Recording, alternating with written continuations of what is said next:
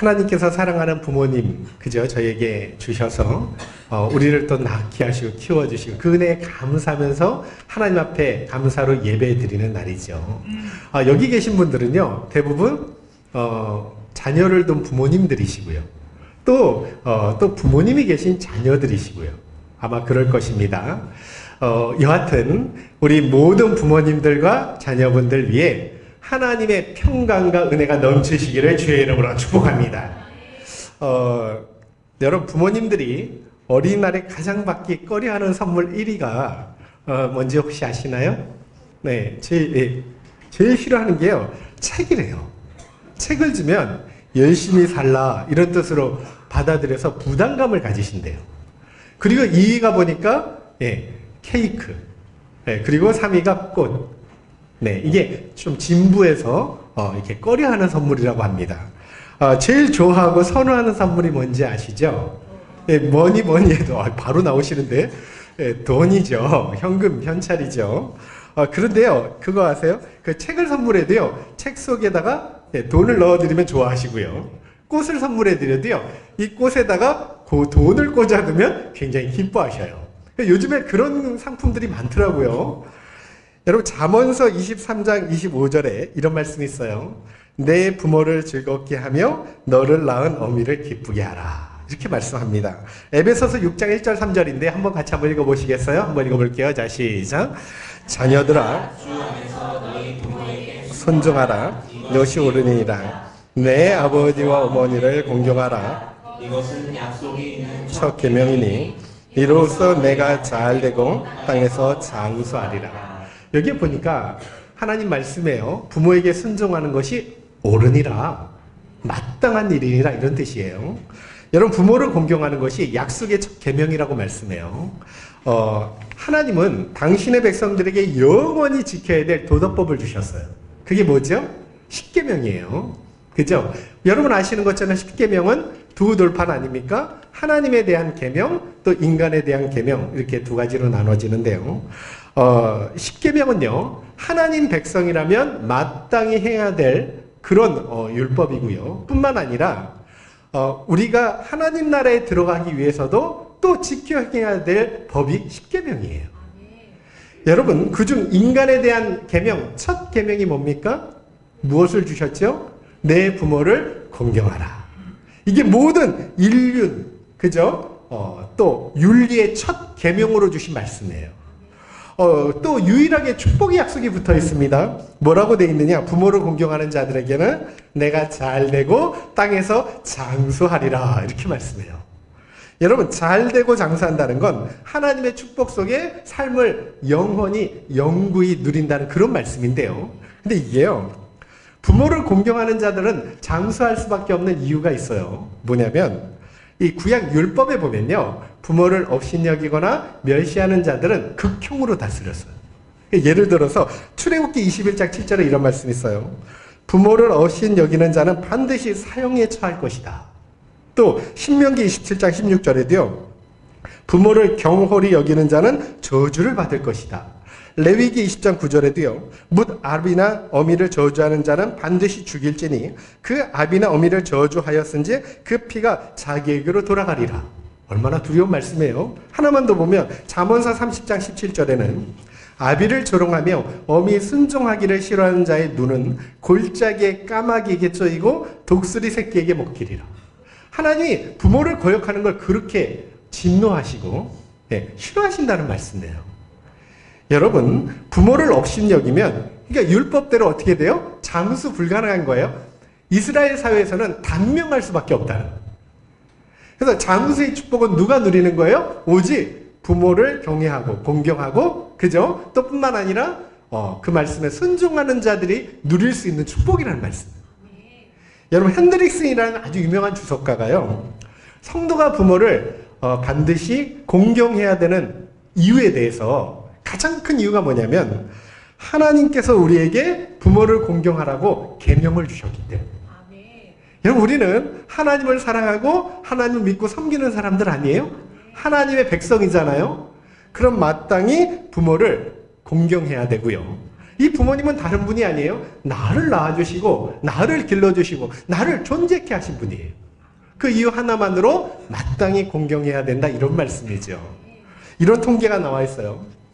부모님들이 가장 상처받는 말이요, 엄마랑은 말이 안 통해. 정말 안 통해. 아버지와는 절대 말이 안 통해. 이런 게 제일 큰 상처가 된대요. 그리고 아니 여태까지 휴대폰으로 문자 하나 못 보내세요? 이런 말 있잖아요. 크게 상처를 받는데요. 그래서 전문가들이 이야기하는 거예요. 자녀들이 연세 드신 부모님과 대화를 하면서 자존심을 살리는 방식을 유념하라. 그렇게 이제 권면을 합니다. 이 정신과 전문의들이 이런 이야기를 해요. 견해에 따르면 부모님들이 나이가 드시면 경제력이든 자기가 가지고 있는 모든 주도권을 내려놓게 되잖아요. 그래서 이것도 못하네, 저것도 못하네, 말이 안 통하네, 이런 작은 말에도 큰 상처를 받으신다는. 그래서 부모님들이 가장 듣고 싶은 말이 뭐냐면 잘 키워주셔서 감사합니다, 그런 말이래요. 여러분, 왜냐하면 한국 부모님들은요 여전히 지금도 자식을 잘 키운 것을 가장 큰 업적과 보람으로 여기시기 때문에. 82세 노인이 45세 된 아들과 거실에서 마주 앉아 있었어요. 우연히 까마귀 한 마리가 창가의 나무에 이렇게 날아와 앉습니다. 아버지가 아들에게 묻는 거예요. 저게 뭐냐? 아들이 다정하게 이야기해요. 아버지, 까마귀예요. 근데 조금 있다가 아버지가 또 다시 묻는 거예요. 저게 뭐냐? 아들이, 아버지, 까마귀예요. 근데 이제 또 세 번째 묻습니다. 아버지가 저게 뭐냐? 아들이 이제 좀 짜증이 나요. 분명히 아버지가 들을 때 짜증 섞인 목소리로 아버지, 까마귀예요, 그랬어요. 근데 조금 있다가 아버지가 이제 네 번째로 묻는 거예요. 저게 뭐냐? 아들이 이제 화가 나요. 큰 소리로 까마귀, 까마귀, 까마리함이라고. 제가 잘못 말했나? 까마귀라고요. 그 말도 이해가 안 되세요? 왜 자꾸 같은 질문을 반복하세요? 이러면서 이제 화를 낸 거예요. 근데 우연히 아버지 방에 들어가서 옛날에 그 아버지가 낡고 낡은 일기장을 발견하게 된 거예요. 그리고 그곳에 펴보니까 아버지가 자기가 어렸을 때 3살 때 했던 그 이야기가 적혀 있는 거예요. 거기에 보니까 오늘은 까마귀 한 마리가 창가에 날아와 앉았다. 어린 아들은 저게 뭐야 하고 물었다. 나는 까마귀라고 대답해 주었다. 그런데 아들은 연거푸 23번을 물었다. 나는 귀여운 아들을 안아주며 끝까지 다정하게 저건 까마귀란다 라고 대답했다. 이렇게 아들에게 사랑을 준다는 건 너무나 기쁘고 행복한 일이다. 이런 이제 글이 써 있는 거예요. 여러분, 세상 모든 부모님들은요 항상 자기 자녀가 잘 되기를 원하셔요. 우리 자녀를 부모님만큼 사랑하시는 분은 없을 거예요. 언제나 자식 편이 되어주기를 원합니다. 그래서 부모님은요 존재 자체만으로 항상 감사하고요, 또 언제나 든든한 영원한 나의 후원자가 되시는 분들이지요. 여러분, 오늘 내용도 그런 내용이에요. 아버지 다윗과 아들 압살롬 간의 이야기인데요. 여러분, 이 아버지로서의 이 다윗의 모습이 얼마나 잘 그려졌는지 몰라요. 근데 보면 하나님의 은혜로요 다윗이 드디어 통일 왕국의 왕이 돼요. 그런데 사랑하는 아들 압살롬이 그만 아버지를 배반하고 반란을 일으켜요. 압살롬이 다윗의 몇째 아들이냐면 셋째 아들이에요. 첫째가요 암논이고, 둘째가 길랍이고, 셋째가 압살롬이고, 넷째가 아도니아예요. 여러분, 근데 암논은요 압살롬 아들이 죽여버렸어요. 그리고 길랍도요 일찍 세상을 떠나요. 그러니까 지금 맏아들이 누구밖에 없는 거예요. 왜? 압살롬이에요. 그러니까 차기 왕권의 1순위예요. 예, 지금 장자나 다름없는 거예요. 그리고 인물이 얼마나 충출했던지요, 성경에 보니까 머리끝부터 발끝까지 흠잡을 데가 없는 거예요. 완벽한 아름다움. 그리고 아주 긴 머리는 그의 아름다움을 돋보였다는 거예요. 얼마나 똑똑하고 잘났는지요, 온 백성들이 추앙하고요 인기 만점의 아들이었어요. 가만히 있으면, 기다리면 아버지 뒤를 이어서 아주 좋은 역할을 해야 될 사람 아닙니까? 근데 기다리질 못하고요 아버지를 배신하고 왕권을 차지하려고 반란을 일으킨 거예요. 당시 그 다윗의 아버지의 막역한 친구였던 후세와 이스라엘 최고 지략가죠. 아히도벨과 함께 이 반역을 일으킨 거예요. 여러분, 반란군을 조직해서 아버지를 죽이고 왕위를 찬탈하려고 그러고요. 급기야 다윗은 보호자를 다 내려놓고 피난길을 떠나야 했다는 거예요. 다윗 왕이 압살롬 반역에 순순히 피난길을 떠난 이유가 있습니다. 왜 떠났을까요? 여러분, 아들의 군대와 싸우면 수많은 사람들이 피를 흘리잖아요. 물론 그게 이제 이유가 되겠죠. 근데 근본 이유가 있어요. 다른 게 아니에요. 다윗이요, 아들 압살롬의 반역이 하나님께로부터 왔다고 여겼기 때문에. 그러니까 이 다윗은요, 모든 걸 신앙 안에서 해석을 하고요. 그렇게 신앙 안에 받아들이는. 과거 한순간의 욕정으로 충성스러운 수아, 여러분, 우리의 아내 밧세바를 범한 일이 있죠. 그리고 그 사실을 은폐하기 위해서 그 남편 우리아를 최전방에 몰아서 죽인 일이 있어요. 살해를 한 거죠. 근데 이걸 하나님은 다 지켜보고 계시고요. 너무나 진노하시면서 나단 선지자를 통해서 이렇게 말씀합니다. 너의 집에 칼이 떠나지 않을 거야. 여러분, 하나님의 형벌이었어요. 그로 인해 발생된 일이 뭐냐요? 암논이 죽고요. 큰아들. 또 압살롬이 반역을 일으키고요. 나중에 뒤에 가면 또 아도니아 아들이요. 넷째 아들이 또 반란을 일으켜 죽임을 당해요. 정말 칼이 끊이지 않아요. 이미 압살롬은요, 배다른 형을 죽였잖아요. 그죠? 암논을 죽였죠. 이유가 뭐죠? 자기 동생 다말을 여러분 아시는 것처럼 범했죠. 너무나 분노하고 복수해서 칼을 들인 거예요. 근데 이 모든 일들의 원인은 다윗 자신에게 있다고 해석을 합니다. 그러니까 징계로 하나님 앞에 지금 벌을 받고 있다고 생각한 거예요. 그래서 가정에 칼이 끊이지 않은 거예요. 그래서 다윗이요, 이 모든 사건을 신앙으로 받아들이고 영적으로 해석을 하게 됩니다. 여러분 생각해보세요. 당시 다윗 군대와 압살롬 군대 중에 누가 더 우세할까요? 여러분, 다윗 군대가 훨씬 우세해요. 다윗은 보통 사람 아니에요. 지금까지 전쟁에서 단 한 번도 패한 적이 없어요. 또 다윗에게는요, 생명 걸고 지키는 자기 소아들이 있어요. 그러니까 마음만 먹으면 얼마든지 압살롬을 제압하고 군대를 진압하고 여러분 전멸시킬 수 있었는데 그렇게 하지 않고요. 다 내려놓고 보호자 내려놓고 그냥 도망자의 신세로 떠나게 되는, 아들 압살롬의 패륜이 내 죄 때문에 발생됐다는 걸, 이건 시인하는 그런 행동이에요. 다 내 죄 때문이구나. 다 내 탓이구나. 네가 잘못한 게 아니라 내 죄 때문에 아들이 이렇게 패륜화가 되었구나. 내가 좋지 못한 본을 보여서 이 같은 일이 발생했구나.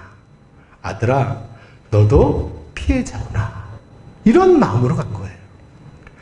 여러분, 도망가는 길에서 시므이라는 사람이 이렇게 막 돌을 던지면서 저주하잖아요. 근데 그 다윗의 소아들이 화가 나서 당장 죽이려고 했더니 만류합니다. 그래서 어떻게 하죠? 내버려 둬라. 하나님께서 허락하지 않으면 이런 일은 일어날 수 없어요. 하나님의 주권으로 보는 거예요. 그리고 마침내 압살롬 군대와 다윗 군대가 본격적으로 전쟁이 벌어집니다. 근데 그 순간에도 다윗은 계속 소아들한테 물어보는 게 있어요. 내 아들 압살롬은 평안하냐? 내 아들 압살롬은 평안하냐? 여러분 지금 전쟁 중이잖아요. 그리고 더군다나 아들 압살롬은요, 왕위를 찬탈하고 아버지를 죽이려는 아주 폐역한 아들이잖아요. 그런데 이렇게 폐역한 아들을, 다윗은 생각이 다른 거예요. 사람들은 다 원수처럼 생각하고 대적자로 생각하지만요, 다윗은요 여전히 내 사랑하는 아들 압살롬이라고 표현을 해요. 그리고 승전 소식을 전하러 온 이 병사에게 제일 먼저 물어본 것도 젊은 아들 압살롬은 평안하냐? 그거예요. 우리 사무엘하 18장 5절에 보니까요, 다윗이 전쟁 중에 자기 아들 압살롬을 너그럽게 좀 대하라고 이렇게 말씀하는 내용이 있어요. 한번 잠깐 살펴볼까요? 18장, 여기 앞에는 없는데요. 사무엘하 18장 5절 한번 보세요. 한번 보시아요.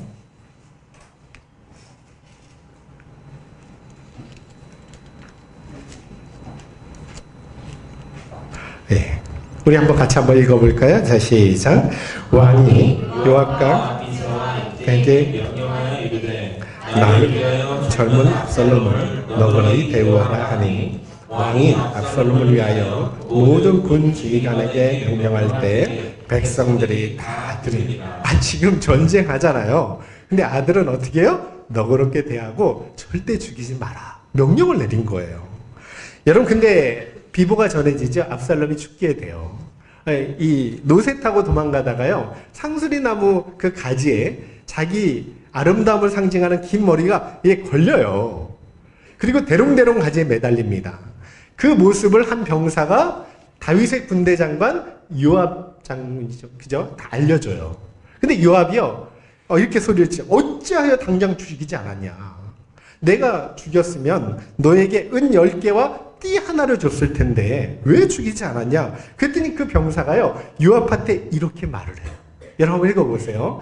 사무엘하 18장 12절 13절입니다. 볼게요. 자, 시작. 그 사람이 요압에게 대답하되 내가 내 손에 은 1000개를 받는다 할지라도 나는 왕의 아들에게 손을 떼지 아니하겠나이다. 우리가 들었거니와 왕이 당신과 아비새와 이때에게 명령하여 이르시기를 삼나 누구든지 젊은 압살롬을 해하지 말라 하셨나이다. 아무 일도 왕 앞에는 숨길 수 없나니 내가 만일 거역하여 그의 생명을 해하였더라면 당신도 나를 대적하였으리라 하니. 이게 이제 다윗의 마음이에요. 근데 요압이요, 장군이 나는 너처럼 시간을 지체할 수 없다면서 칼을 들고 가서 상수리 나무 아래 매달린 그 압살롬, 다윗이 사랑하는 그 아들을요, 무참히 심장을 칼로 찔러서 죽이게 됩니다. 그런데 이 요압 장군의 병기 든 자 있죠? 무기 든 자들이 한 10명 정도 되거든요. 그 청년들 10명이요. 또 압살롬을 에워싸고 이게 무참히 난도질을 하게 돼요. 여러분, 그리고 마침내 이 비보가 다윗에게 전달된 거예요. 그리고 오늘 말씀이 여기서 시작되는 거예요. 24절 한번 읽어볼게요. 한번 보세요. 자, 시작. 네. 다윗이 두 문 사이에 앉아 있더라. 하수꾼이 성문 위층에 올라가서 눈을 들어보니 어떤 사람이 홀로 달려오는지라. 다윗이 지금 전쟁 소식을 기다린, 사실은 아들의 안부를 기다리는데요, 두 문 사이에 앉아 있었다는데, 여기 두 문 사이가 뭐냐면요, 마하나임 성에 있는 설치된 외문과 내문 사이를 이야기해요. 그러니까 이중문으로 돼 있어요. 적군이 혹시 쳐들어와도요, 이 외문이 망가져도 내문을 지킬 수 있도록. 근데 이게 이중문 사이에 뜰이 있거든요. 거기에 앉아서 기다리고 있는 게 초조하게. 여러분, 예전에요, 요압 장군을 전쟁터에 보낼 때는 한가롭게 왕궁 거닐고 있었거든요. 그때야 사뭇 다르지 않습니까? 지금은 너무나 초조하게 아들 안부를 기다리고 있는 거예요. 여러분, 이런 모습이 누가복음 15장에 탕자의 비유를 통해서 잘 나타나죠. 이 아버지의 마음이죠. 둘째 아들이 유산을 상속받고 뒤도 안 돌아보고 아버지 품을 떠나게 됩니다. 근데 아버지는 그 순간부터 자식이 돌아오기만을 노심초사 기다리게 되죠. 집 나간 자식이 언제 돌아오기만을 기다리면서 대문 밖을 막 서성여요. 그다 폐역한 자식이 돌아오는 것을 먼저 알아보고 달려가서 그저 아무것도 묻지 않고요, 목을 끌어안고 입을 맞추고요, 그저 너무 기뻐하면서 잔치를 벌여줘요. 그게 이제 하나님 아버지의 마음이라는 표현이죠. 당시 다윗은요, 지금 전쟁 중인데도 전쟁의 승패에는 관심이 없어요. 오직 지금 압살롬의 안부에만 관심이 있어요. 그리고 승전 소식을 전하는 자들에게 제일 먼저 젊은 압살롬은 잘 있느냐, 이것부터 물어봐요. 여러분, 29절 한번 읽어볼게요. 한번 보세요. 자, 시작. 왕이 이르되 젊은 압살롬은 잘 있느냐 하니라.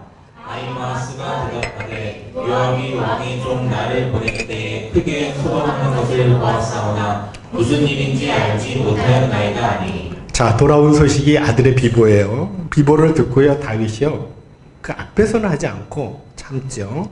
그리고 문 위층으로 올라갔대. 문 위층으로 뭐냐면 성문 위의 골방을 이야기해요. 그 가는 과정에 울음이 터진 거예요.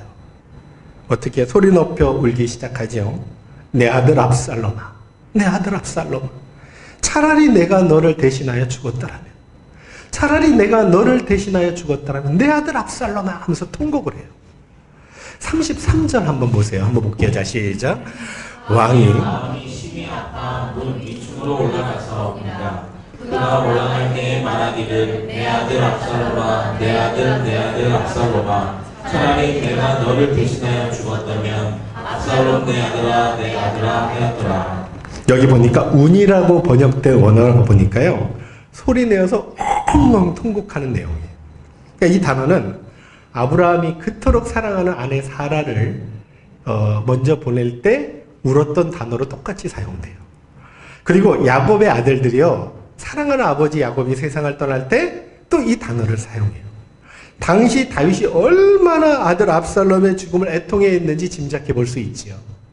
이렇게 다윗에게는요, 아들 압살롬은 반역자가 아니었어요. 그 순간에는 여전히 보호받아야 될 사랑하는 내 아들이었다는, 이것이 아버지의 마음이었고요. 그런데 이 아들을 먼저 땅에 묻어야 되는 이 다윗의 처지를 한번 생각해 보세요. 무엇으로도 위로가 안 되는 거예요, 그 순간에는. 특별히 다윗이 더 가슴 아픈 이유가 있습니다. 이 모든 일이 과거 자신이 우리아 가정을 파괴한 것에 대한 대가로 여겼다는 거예요. 그래서 자책하면서 내가 너를 대신하여 죽었더라. 내가 너를 대신하여 죽었어야 되는데. 그렇게 통탄한 거예요. 여러분, 그런데 이거 아세요? 성경에 다윗의 마음을 이렇게 자세하게 기록한 이유는요, 이 압살롬에 대한 마음이 우리를 향하신 하나님 아버지의 마음이라는 걸 성경은 우리에게 보여주시는 말씀이에요. 진정 우리는요, 이 시대에 압살롬 같은 사람들이에요. 여러분, 하나님과 원수였고요, 영원히 멸망받을 대적자들입니다. 그럼에도 그런 우리를 사랑하셔서 하나님이 차라리 내가 너를 대신하여 죽었더라면 하고 독생자 아들을 내어주셨어요. 그리고 십자가에서 대신 못 박혀 죽게 하십니다. 여러분, 아들이신 예수님이 십자가에서 하나님을 부르죠. 엘리 엘리 라마 사박다니, 하나님 하나님 어찌하여 나를 버리셨나이까. 그런데 우리를 구원하시기 위해서 아버지가 아들의 얼굴을 외면하십니다. 그리고 이룬 것이 우리의 구속이라는 말씀이에요. 여러분, 얼마나 놀라운 일이에요. 얼마나 크신 사랑이에요.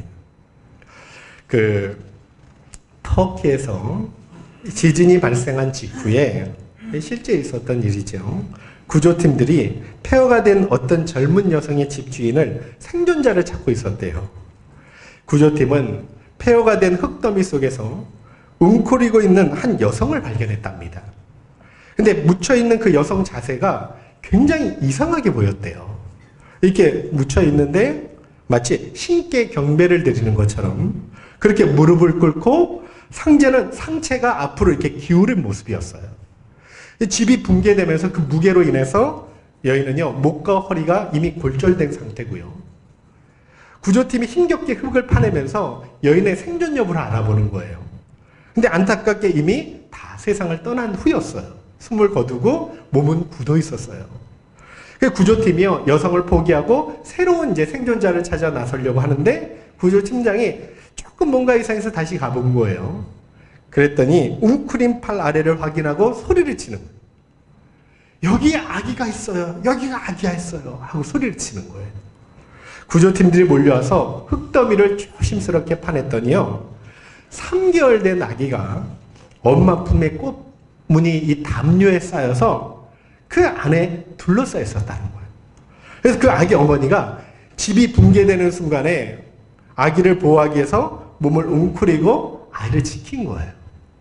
그래서 아기는 당시 잠들어 있었고, 의료팀이요, 아기의 상태를 이렇게 확인하려고 이 담요를 이렇게 펼쳐냈는데요, 갑자기 그 안에서 휴대폰이 탁 튀어나오더래요. 그리고 그 휴대폰 속에는 이렇게 적혀 있었다고 합니다. 아가야, 만약 생존하거든 엄마가 널 사랑한다는 걸 꼭 기억하며 살아라. 아가야, 만약 생존하거든 엄마가 널 사랑한다는 걸 꼭 기억하며 살아라. 이렇게 적혀 있었다고 해요. 여러분, 찬송 579장에 이런 가사 내용이 있죠. 어머니의 넓은 사랑에 대한 찬송이 있는데요, 1절 가사가 어머니의 넓은 사랑 귀하고도 귀하다. 그 사랑이 언제든지 나를 감싸줍니다. 내가 울 때 어머니는 주께 기도드리고 내가 기뻐 웃을 때 찬송 부르십니다. 또 4절에 이런 가사가 있어요. 온유하고 겸손하며 올바르고 굳세게 어머니의 뜻받들어 보람있게 살리라. 풍파 많은 세상에서 선한 싸움 싸우다 생명신에 흐르는 곳 길이 함께 살리라. 여러분, 우리가 하나님의 계명을 따라서 부모님을 공경하면 우리 하나님은 매우 기뻐하십니다. 그리고 뿐만 아니라 우리 부모님도 행복해 하실 거예요. 틀림없이 사랑하는 부모님의 그 건강과 안위를 위해서 기도하면요, 하나님께서 저와 여러분의 기도를 들으시고 정말 크신 은총을 베풀어 주셔서 부모님들의 건강과 안위를 지켜주실 줄로 믿습니다. 부모인 우리가 또 자녀를 위해서 기도하면 하나님 우리를 사랑하시기 때문에 우리의 기도를 받으시고요, 자녀들이 잘못되지 않도록, 망가지지 않도록 막아주시고 옳은 길로 인도하는 은혜를 주실 줄로 믿습니다. 여러분, 진정 기도하는 자녀, 기도하는 가정은요, 망하지 않도록 은혜와 긍휼을 베풀어 주실 줄로 믿습니다. 그래서 가정과 자녀를 위해서 기도하는 게 그렇게 중요하다는, 여러분, 다시금 이번 어버이 주일을 맞이해서요, 그런 정말 복된 모습으로 언제나 기쁨이 흘러 넘치는 행복한 복된 가정이 저와 여러분의 가정이 되시기를 주의 이름으로 축복합니다. 하나님 아버지께 그리고 이렇게 기도했으면 좋겠어요. 회개하면서요, 하나님, 제가 압살롬입니다.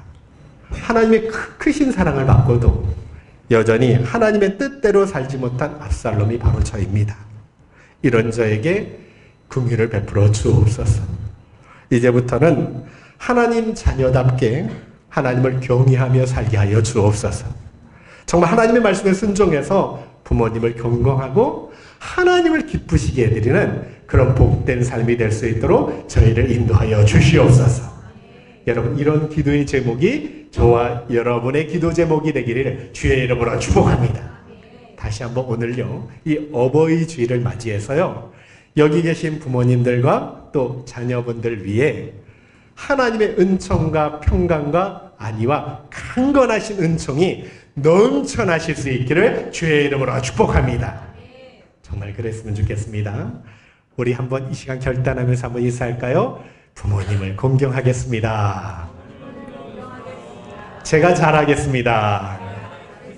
네. 우리 이 시간 또 한 번 더 할까요? 가정을 위해서 기도하겠습니다. 네, 우리 다 같이 일어나셔서 다시 한번 부모님 주신 주님의 은혜에 감사하며